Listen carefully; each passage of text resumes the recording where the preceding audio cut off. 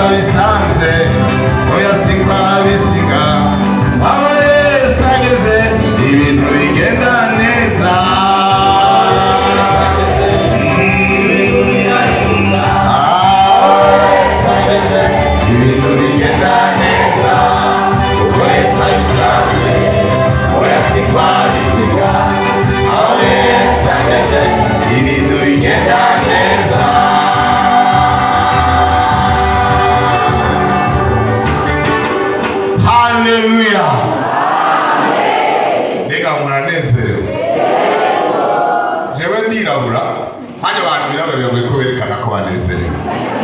Mugabo ndagerageza uko nshoboye, namwe muze muntize muri iyi ndwi, nimba mu buzima udakunda kunezera uze ubyige. Haleluya. Ndagomba ko Yesu agera mu bugingo bwawe. Amen. Amen. Niwo wayanyoye kinini ari kuri kiriya kinini, aze yigore gato. Yesu abahezagisha. Shishikara kubona imbere yanje abantu tuzinanye. Ni byiza cyane, ngira ngo yindwi zohera ryohewe cyane, ko nzoguma ngenda bona arinzi nabo tari tuzinanye tuzomenyanira. Iyi korasi rero ntimuyite, iyi korasi irahambaye, niyo nahawe ndiko ndasenga Imana.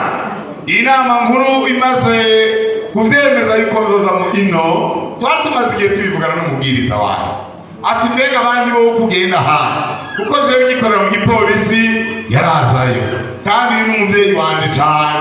Goma nabagire yuko igihe nsengirwa kuba umuvugabutumwa niwe yaje kudufasha ikanisa mu Kamenge, nsengirwa kuba umudiyakoni niwe yaje kudufasha ikanisa mu Kamenge, noneho kandi nsengirwa kuba umupasiteri ku misiyoni niho haba ari mwana ameze kubiganza arimo. Umva atari umuvyeyi akomeye cyane. Yesu ashimwe. Kandi aje turamenyeranye bose, turakunda no gutera inkuru rwose. Na pastor mugenzi we ngaha turayana. Jewe n'umuntu afyina, n'umuntu afyina. Nibize bibatsitazi. Nimumva bure ndabaramukije basinga ntahe, nimuze mubabare. Yewe ndafyina, kandi ibyo byatumye nongera ko imizi yo kubaho. Haleluya. Umuntu yamajiyitse iminsi y'ibiragabanuka, injebejeje zitangura kuza. Mugabo je nganga cyanya zotanya abiheko n'abandi abonye muraryoherwa rwose. Dusome rero ijambo ry'Imana hariya mu butumwa bwiza uko bwanditswe na Yohana. Haleluya. Ariko iyi korasi nimuyite, muyigumane mbere, muyikomeze no murayiririmba, mutahe muyiririmba. Inyishu yawe iraho nyene, kandi witegure kwakira inyishu yawe, kuko twarasenze Imana. Imana rero yacimanze niyo korasi, noneho iza kumpa amajambo aza kuvuga. Dusome rero duhereye hariya mu butumwa bwiza uko bwanditswe na Yohana. Siza gusoma ibice byinshi, ariko Imana ikwiza kubimpanda za kuvuga byinshi. Dusome rero kijya gice ca mbere duhereye ku murongo wa mbere. Nagomba ndabe kandi hari abanyeshuri bazi gusoma neza, cyangwa bavuga ubutumwa bwabo bazi gusoma neza. Uwo wa mbere akadusomera here ku murongo wa mbere ageze kuri 16, agasoma neza. Nanje mu kurangiza ikorane nkamusabira umugisha. Yego cyane. Ahuri yakerebutse igice cya mbere ku murongo wa 16 mwirana muzoronga. Yego dusome Yohana igice cya mbere guhera ku murongo wa mbere. Uko jambo yihinduye umuntu ni Yesu Kristo. Mu ntango jambo yariho, kandi jambo yahoranye n'Imana, kandi uwo jambo yari Imana. Uwo jambo yahoranye n'Imana mu ntango, byose byaremwe nawe, mu byaremwe byose nta kintu na kimwe kitaremwe nawe. Kane, muri we harimo ubugingo, kandi ubwo bugingo bwari umuco w'abantu. Uwo muco wakira mu mwijima, ariko umwijima ntiwawakiriye. Haje umuntu yatumwe n'Imana, izina ryiwe ni Yohana. Uwo yazanywe no kuba igishinga ntahe, ngo ashingire intahe umuco, kugira ngo bose bizere kubwiwe. Munani, uwo si we wa muco, ariko kwari ugushingira intahe umuco. Umuco w'ukuri wakira umuntu wese wariko uraza muri iyi si. Yari mu isi, kandi iyi si yaremwe nawe, ariko isi ntiyamumenya. Yaje iwe, ariko abiwe ntibamwakiriye. ariko abamwakiriye bose yabahaye ububasha bwo gucika abana b'Imana, nibo bizeye izina ryiwe. Abo ntibabyawe n'amaraso canke n'ukwifuza k'umubiri canke n'ukwifuza k'umugabo, ariko babyawe n'Imana. Kandi uwo jambo yihaye umubiri abana natwe, twitegereza ubwiza bwiwe n'ubwiza bumeze nk'uko umwana w'ikinege ava kwa se yuzuye ubuntu n'ukuri. Yohana mushingira intahe arasemerera ati, uwo niwe navuze nti, uwuzi inyuma yanje niwe yari uwa mbere kuri jewe, kuko yariho ntarabaho. 16. Kuko ivyuzuye muri we ari byo twahawe ko twese, n'ubuntu bugerekeranye n'ubundi. Amen. Kuko ibyagezwe byazanywe na Mose. Ubu Amen. Yesu nashimwe. N'aya majambo y'Imana tugiye guherako kuri uno mugoroba, kandi twavuze yuko twasenze Imana. Numvise kandi umubwiza ariko aravuga yuko mwasenze. Mbega mwarasenze? Ni byiza ko mwasenze Imana, kandi turifuza ko indwi izoba indwi idasanzwe mu bugingo bwacu. Ni byiza yuko dukoranira hamwe. Iyo tugira ibikorane nk'ibi by'impimbi, abantu ntibabifate nk'ibintu bisanzwe, ko ari igihe kidasanzwe twategetswe n'Umwami wacu Yesu Kristo. Birakwiye yuko rero aho dukoraniye hari ibintu bidasanzwe, Imana igashishikara kwishura, Yesu Kristo akabandanya kwigaragaza mu bugingo bwacu, kugira ngo tubabise ubugingo. Haleluya. Kandi biteguye kuzosangira nawe kuri wa munsi, muri bwa bwami bwa data ahatagira ingorane. Imana yacu nihabwe icubahiro cyane. Tumaze gusoma amajambo y'Imana adasanzwe hano, twumvise umuntu avugwamwo, kandi jewe uko nabaye mwigisha imyaka myinshi ndashobora kubaza abantu bakanyishura. Mbe murakunda kwishura ibibazo? Murabikunda? None ko muca muvuga n'ijwi ritoyi, aho mwese mutanguye gutinya ngo hamabaza jewe. Ariko ikibazo uko kiri kose turagisangira. Ngomba nababaza gatoyi ndabe yuko uwasomye mwamukurikiranye. Mbega muri iki gisoma yadusomeye, mvuze igisoma ucuvuga ngo mbega abapentekote baravuga igisoma? Iki gisoma ni ijambo ry'ikirundi. Haleluya. Basi muri iki gice n'iyi mirongo yasomye, basi mvuge nk'umupentekote, mbega umuntu mwumvise avugwamo cyane aguma agarukamo ninde? Inde? Jambo. Haleluya. Mbega jambo muramuzi? Mwaramwigishijwe? Mbega yarageze mu bugingo bwanyu? Tugiye kuzorabira hamwe rero aho uwo jambo ageze, ibintu ingene bigenda. Haleluya. Mwumvise rero uyu yanditse Yohana yari umuntu yagendanye nawe. Arahandi yanditse ngo ibyo twiboneye n'amaso yacu, ibyo twakomeje ko intoki zacu, nibyo dushingira intahe. Haleluya. Yari yaragendanye nawe. Mu Gifaransa mwita témoin oculaire, umuntu ashingira intahe ibintu yiboneye n'amaso, ibyo yabayemo. Haleluya. Yohana rero yanditse byinshi, ntagombye kudondora byinshi igihe yandikiye igitabo, n'abo yandikiye n'aho yarari, ariko cyane cyane tuvuge ibyo yavuze kuri uyu jambo. Kandi uyu jambo, mbega uyu jambo muri izina ninde? Ni Yesu Kristo. Haleluya. Ibyo yamubonanye, ingene yamubonye. Haleluya. Arabivugaga. Ngomba rero ndabe ko murabigishwa bese, ko mwamenyereye umuntu ashunguruka, ariko ntimwamenyereye umuntu ababaza ibibazo. Ega no kubaza nabyo biri mu kwigisha. Ngomba rero bitabagoye, bitabaruhije, uwunyaruka kubyumva, umuntu wese ushobora kubihanga avuga ikintu kimwe yumvise bavuga kuri uyu jambo ariwe Kristo Yesu. Mwumvise bamuvuga kwiki? jambo yahoranye n'Imana, Imana imuhezagire cyane. Jambo yahoranye nande? Imana imuhezagire. Icyo ni kimwe ikindi mwumvise avuze ngo muri we harimo ubugingo. Yesu nashimwe.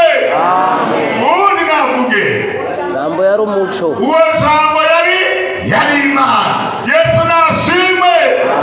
Nawe wavuze gute? Yari umuco. Uwo jambo yari umuco. Yesu nashimwe. Nta kindi mwumvise. Byose byaremwe udayiyongeje kabiri kose. Abandi mwari heka ntutseho. Yesu we arabibamaranye noneho. Ayaba ndiko natangira ndio mbona muhaye radi. Byose byaremwe nawe. Uriya yambaye agapira gasa n'umuhondo. Abamwakiriye bose yabahaye ububasha kugira nute? Afise ububasha bwo kutugira abana b'Imana. Haleluya. Nimuvuge ikindi uwo wasigaje ikindi yumvise. Ego wowe uri hariya. Yihinduye umuntu.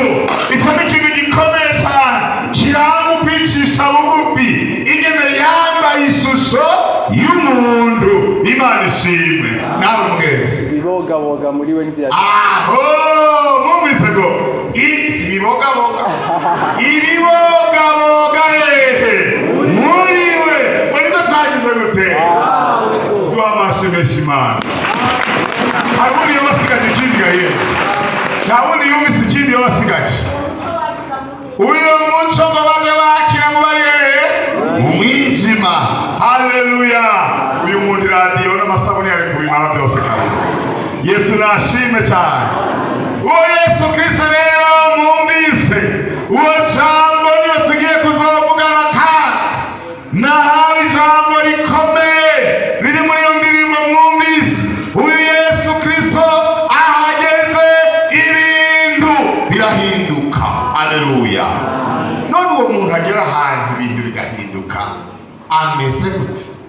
Nacyo gituma namanje gusoma kino gice kandi ndashima ahantu hariho rezo, kuko ndatangaye ngene tugisomye rimwe gusa ngaha mugashobora kuvuga ibintu biri muri cyo kandi bikomeye. Imana ibahezagire cyane. Bantu bo mu gikungu Imana ibahezagire cyane. Amavuta ya mpemu yera babeko. Umiriza rero Imana yarambariye ndiko ndasenga Imana. Muri iyi minsi aho ndiko ndaca naje mu bubwiriza aho ndi turiko turibukanya kandi ibyo uyu Kristo umwami w'ubugingo, kubera yuko mpemu yarambariye yuko abantu babaye muri Kamenye bibera mu mashengero abari ahantu kugirira iminsi mikuru. Abantu bakagomba yuko haba ihuriro ry'abantu, abantu baza guhaya bagashaza impuzu bambaye, bagahaya ubutunzi bagahaya ibyo bari, ariko Kristo Yesu ntibamushitse mu mitima ya, ntaganze mu bugingo bwa, inkomezi rero zigahera mu bantu. Ndakwipfurije muri iyi ndwi Yesu yongere kandi kugera mu bugingo bwawe. Amen. Bangahe bifuza ko Yesu agera mu bugingo bwawe? Yesu abahezagire cyane. Nanjye ndabyifuza. Uyu rero Yohana ashingira intahe ibyo yabonye, uwo babanye, uwo bagendanye, uwo bakoranye, aratubwira ibintu bidasanzwe. Kandi musomye niwe wenyine yashoboye kuvuga kuri uyu jambo. Aramuvuga ko ibintu bikomeye cyane rwose. Aha rero bwa mbere twabonye mu biranga ubujambo ariwe Kristo Yesu. Uyagera ahantu ibintu bigahinduka. Nagomba bagire uyu mwami wacu arakwiye gushimwa.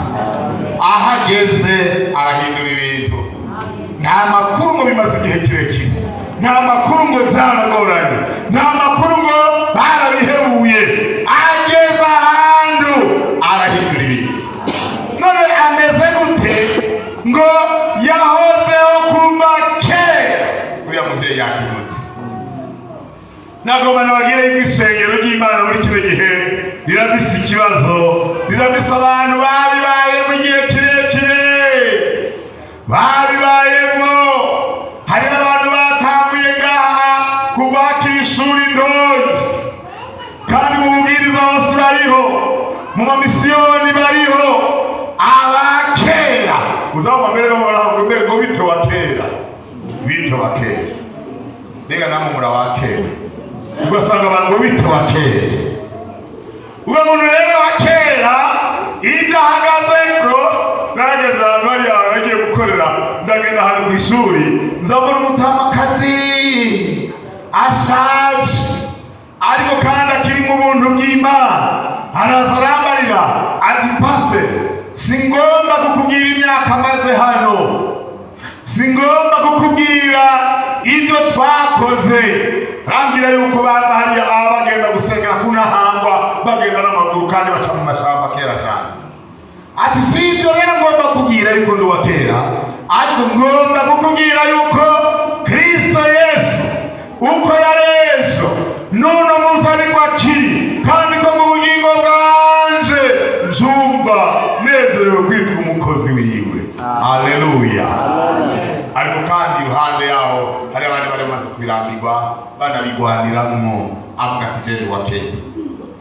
Ishengero ry'Imana rirafise ingorane zikomeye, abantu bita ko ari abakera, kandi ni byiza kuba umuntu wa kera, arabise experience, arabise ibintu byinshi yabonye. Mugabo abantu kuko batareze Kristo ngo agere mu bugingo bwabo afata ikibanza, biha imyaka bamaze mu ishengero gusa. Hariyo umuntu mugira ngo tugenze gutya, akavuga ngo ibyo twe twarabimenyereye, twaragiye ahantu mu ikorane mu isi yahera, none abantu biyita ba kera. Hari umuntu wa kera mwumvise asumba Yesu, uyu ngo yahozeho kuva ku ntango y'ibihe. Haleluya. Nawe umuntu wa kera wosumba Yesu ku wa kera, ariko turaza kubiraba hirya, turara naho yatanguranye ari intango y'ibihe, kandi twumvise ngo mu byaremwe byose ngo nta na kimwe kitaremwe nawe. Ngoma mbaze muri mwebwe umaze kurema umuntu umwe gusa, ninde muri mwebwe ararema umuntu umwe? Labda pastor wenda yo bamaze kurema nk'umwe ngira ngo bakozi b'Imana nta numwe murarema numwe. Wabibonye se? None nimba bakozi b'Imana batararema numwe, wewe byogenda gute none se? Mu byaremwe byose nta na kimwe kitaremwe nawe. Turi kumwe yego. Yesu ashimwe. Abantu rero bagacamba tujye mu wa kera, twarajyana mu gikorane, muhemu yararuruka, ubuhanuzi buravugwa, kandi muhemu yaradukanira aho hantu. Twari abakozi b'Imana turi benshi, twese turahundagara, reka twari turihana natwe. Mwari mubizi ko natwe twihana? Twari muzi ko tutihana, turihana natwe. Haleluya. Reka tugomba kuja mu ijuru. Muhemu yaravuga twese turakumbagara hasi, nimutse ingene twakumbagaye aho hantu, tuvuge turahonye turapfuye. Iyo dusohoke gatoyi hanze tugiye muri pause, nzabona umutamu umwe bareka kugira ari ibintu bintangaza, ibintu by'ubuhanuzi n'abimenyereye no bombo n'abantu bakumbagara hasi ukamengo n'ibindi babonye. Ibintu by'ubuhanuzi ngo kuva kera barahanura ibintu n'ibisanzwe. Namwitegereza ingene ariko arabivuga. Twari kumwe muri groupe turi muri seminaire, njana manza ndamwandika neza izina ry'iwiwe, njana aca akarongo no ku nimero yiwe, njana yinjiza muri telefone. Igihe cyose sinzobona inimero y'itelefone sinzoyitaba. Uyu muntu ari mu murazi mu bicaro, kandi rero murabwira abadayimoni bameze, niwe muntu yashishikaye ku telefona icyo gikorane giheze, burindwi ya telefone nka kabiri, kandi kigasona gatindi kikura. Mu nyuma turahindura yandika ibintu zanje muri WhatsApp, kuko twari twazihaye, ati mbega ko nakurondera ntunyitabe uri giki. Wa murazi ndatanguye kubona rero, ndinumira mu nyuma ndanaba ndayibloka, kuko yari mu murazi mubi uwa kera. Ariko muri we Kristo ntakirimo, asigaye yirata imyaka maze. Hariho n'abantu mu makorale, abantu basanga n'abasenzi, abantu basanga ababisigo bo mu ishengero, abakera. Ariko nawe uwa kera, none Kristo aracyari muri wewe. umviriza iyi ndwi ni indwi wa Imana idufasha. nawe wa kera ntushobora kunganya na Kristo uwahozeho kuva mu ntango y'ibihe kandi ibyaremwe byose niwe yagize gute? niwe yabiremye, nta na kimwe kitaremwe nawe nyine yarakuremye. Imana idufasha cyane. uyu Yesu Kristo rero arahambaye, yahoranye n'Imana. mbega ndababaza, mwebwe mwavutse mukijijwe? ndababaza, mwavutse mukijijwe? jego mana ndababaza ikibazo kimwe numve kumucishura. mbega nk'umupastori afise umudamu we akaba ari umudiyakonikazi bakabyara uwo mwana, babyaye umwana navuka akijijwe? avutse kuhakijijwe? yani hamwe mumanze nabone nakibahaye icyo kibazo, manze mucyumvirize namwe mucyumvire. mwamaze kucyiyumvirako ninde yonyishura nawe? ninde umwe gusa yoshira ukuboko hejuru kagenda umwigisha? ninde? havuka uwakijijwe cyane. reka kuvugira muri rusange ngo mbumwe wowe iradiyo havuyitwara vuga basi wagize ubushizi bw'Imana.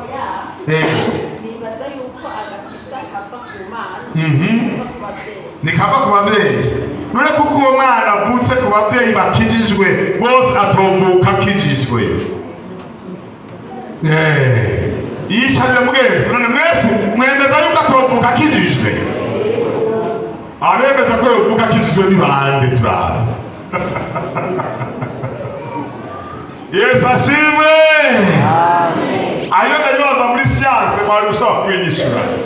muri siyanse abiga psikoloji ibijyanye n'imibereho y'abantu bamwe baravuga bati umuntu avuka ari mwiza atunganye mugabo ngo akaza kononwa n'isi.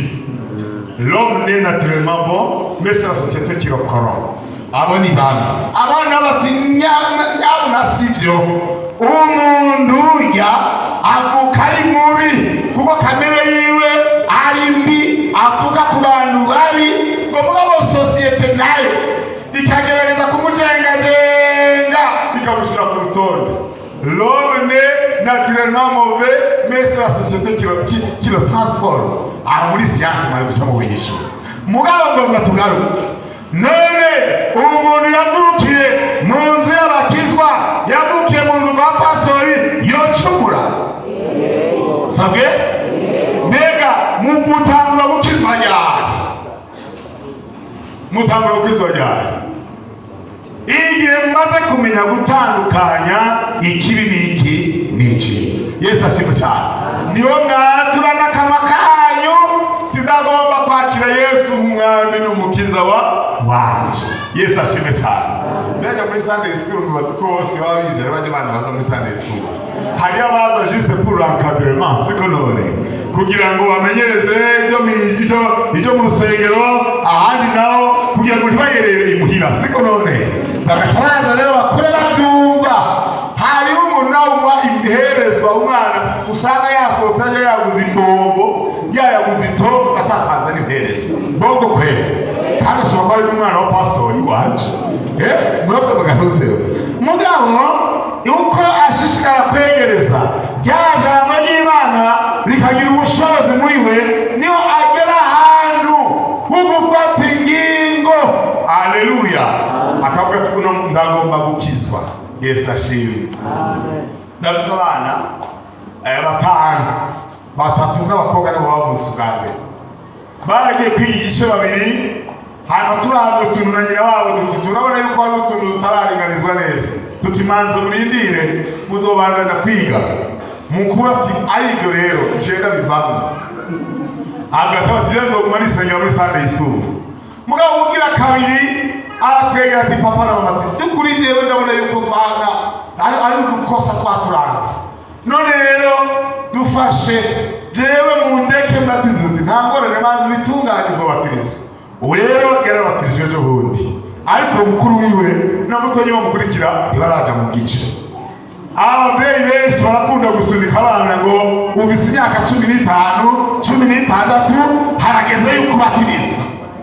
nguko rero abantu bariko barinjira mu ishengero bazinjiramo nk'ibirori.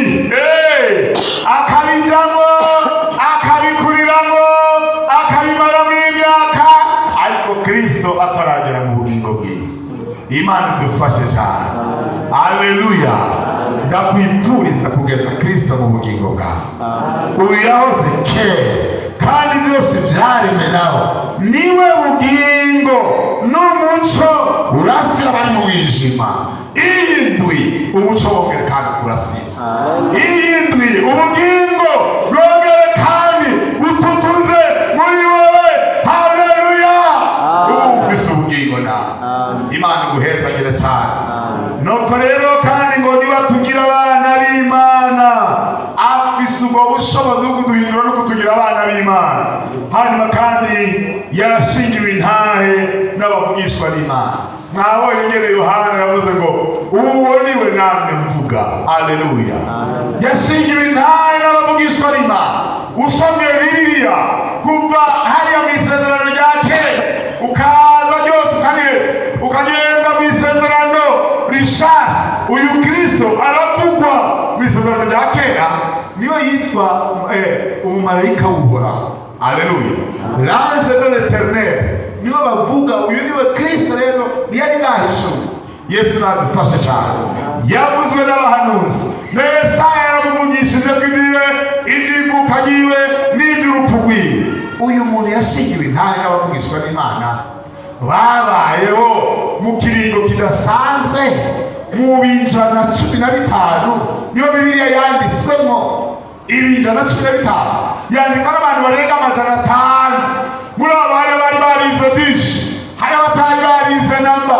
Muri abo harimo abatunzi bakomeye, harimo n'abantu bafite ubuzima bubayabaye, harimo n'abirirwa inyuma y'ibitungwa n'abitwa ba Mose. Bari abantu baragirira imikuku hejuru mu misozi hejuru, bari abantu bari inyuma y'ibitungwa atakira igihamba. Mugabo uyu mpemu yera arabakoresheje, baravugishije ibyawe n'ubugingo. Imana ihabwe icyubahiro cyane. Hanyuma rero ibiri muri we rero n'ibyo twahawe ko ubwo buntu bundi bugeretswe ku bundi. Uyu Kristo Yesu niwe tugiye kuzovugana muri iyi minsi ikurikira. Neje tuzobanza kuvuga kwa gatanu no kuwa gatanu tugeza kwa Mungu. Turabe rero ubushobozi bwiwe ahageze n'ingene ashobora guhindura ibintu. Hari ibintu byinshi mu buzima bwawe byanse guhinduka. Ndagutumiye muri iyi ndwi, Yesu yakwiyumviriye ko. Haleluya. Aragomba guhindura ibyo bintu byose guhinduka, kuko ubushobozi arabufise. Ariko kandi hari ikintu gisabwa. Igisabwa nuko umanza kugira gute kuba umuntu yicishije bugufi. Ibyo uyu Kristo benshi byarabasize, ibyo uyu Kristo benshi byarabananiye gutahura, kubera abantu batemera guca bugufi. Abantu babise ibintu usanga bumiyeko, nimba ari ibyubahiro byabo, nimba ari imyaka babaza mw'ishuri, nimba ari ibikorwa bakoze. Narigeze gusenga gukorera ahantu hagumye. Hari igihe umuntu akorera ahantu hagumye, uyu mukozi w'Imana pastor mumaranye imyaka n'imyaka, Imana ishimwe, atwege twabatigo turagenda batwimura. Niyo ugenda uriga kuri tele, hari igihe ushika kuri tele igumye kabisa. Aho pari ngaha uwo mujana handi yose urakandi guhinga bushasha. Hariyo tele sanga zigumye. Ejo bundi iyo badovitaso hari umuntu yagombye guhamuka. Turiko turayaga nkabona umutima ugomba kumucama. Ndamubwira nti turiya mzee, turiya. Kubera ko baguhaye invitation bwa mbere après imyaka 20, wewe wibaza ko isi n'ijuru bikuguyeko. Ariko nibisanzwe turakurakuranwa. N'abakoreye ahantu hagumye, abantu babise ibintu bumiyeko, umuntu agakora ibyaha by'agakoza soni. Umuhamagaje rero tujamenyekanye ko wakoze ibyaha, none umuntu w'umutama kubona yandikira message umwana agana n'umwuzukuru wiwe akamubwira ngo sheri, icyo ni cyaha gisanzwe kabisa. Ariko aramubwira ati genda agomba ko dukunda. Umutama w'imvi yandikira umuntu agana n'umwuzukuru wiwe, kandi akabimwandikira turi mu rusengero. Uwo munsi mu kubifata twari muri seminere y'Urwanda. Hanyuma rero abagira akadrema yayo y'Urwanda barazamo n'abajenama bamwe. Hanyuma rero umwana cyaraza buke bari mu nyigisho z'imigwe. nibwo ati ariko nawe uri kurakora hari ibintu uriko birayanganira ngaha nyine ati raba nk'iyi mesaje nakanyandikiye agacanyereka telefone ati none izi nimero ntuzizi kaca ndazikompoza muri telefone y'abandi nkabona zirimo ati raba ibintu ariko aranyandikira ariko anyandikira ngo sheri ngo iminsi myinshi ngo none ko utagomba ko tuyanga kandi naragukunze umutama w'iyindi hanyuma rero ndamuhamagaje ndamubwira nti wewe hari ibintu uri kurakora kandi bibi cyane rwose urakwiye gushitsa Yesu mu bugingo bwawe ukihana arambwira ati mutama ati wewe uje ngaha yitere ntayimenyereye cyane niko yambariye ngo ngaha turavuze ukuntu twibereyeho mbega no kubaza ikibazo wowe ukishura ngo mbaze ibibazo ari no kubaza ibibazo ngo nkundira ngo ndakubaza ikibazo kimwe gusa kujya tapiri agakwira rutarubaza umuntu yayiguze none yaguzwe nande yanije nayiguze none wayiguze ugiye guca ukoresha abana ibyaha witerizo kugora kuko yaguze tapiri afise uburenganzira bwo gucumura icyagombye zose ndamubwira nti ijambo abakozi bana bishe Simoni Munyamarero avuze ngo yobaha amahera bakamuha ku ngabire bavise nawe akaza arayikoresha mu gukiza abantu bamubwiye ngo izo feza urakagira gute namubwiye ngo iyo takura agapana nayo ko byakunaniye gukizwa none uzana ibintu runde mu rusengero wongere wonona abana b'ishengero abantu benshi ntibashobora kwemera guca bugufi ariko na Kristo Yesu ubwiwe yaremeye guca bugufi turabe gatoya haya hari umuntu yitwa Yohana 3:20 yarabivuze ko we yavuze ngo jewe ngigwe muto haleluya ari cyubahiro Kristo Yesu mugabo abantu benshi birabagora kwicubahiro Kristo yavuze gute urya akwiye gukuzwa nanje ngigwe umeze gute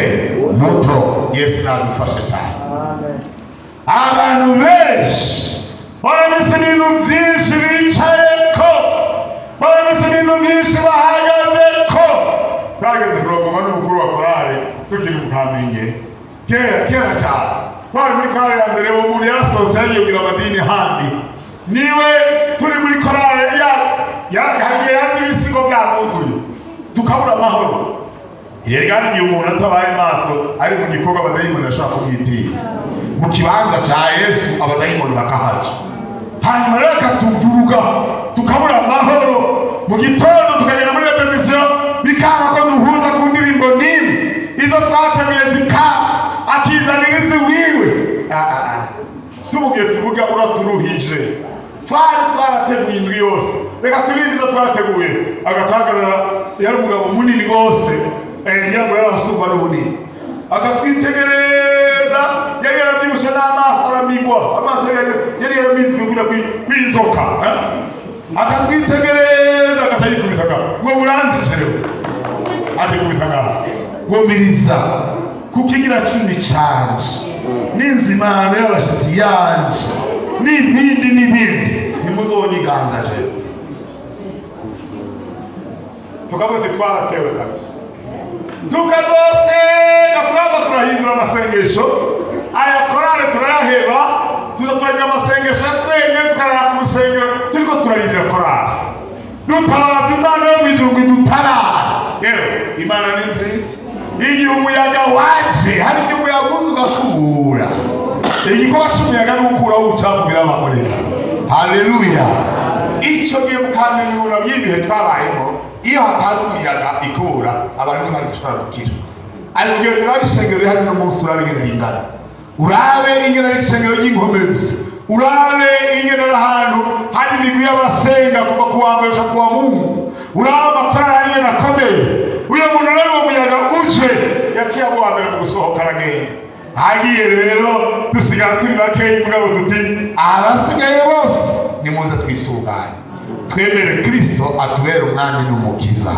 haleluya murabe kw'ijuru ritazokorana natwe guca bugufi uyu Yohana ngo urya Yohana niko yavuze ngo akwiye kugirwa mukuru ariko jewe ugirwe muto Yesu ashime cyane utaragera ku rugezo rwo guca bugufi na Kristo Yesu yaraciye bugufi.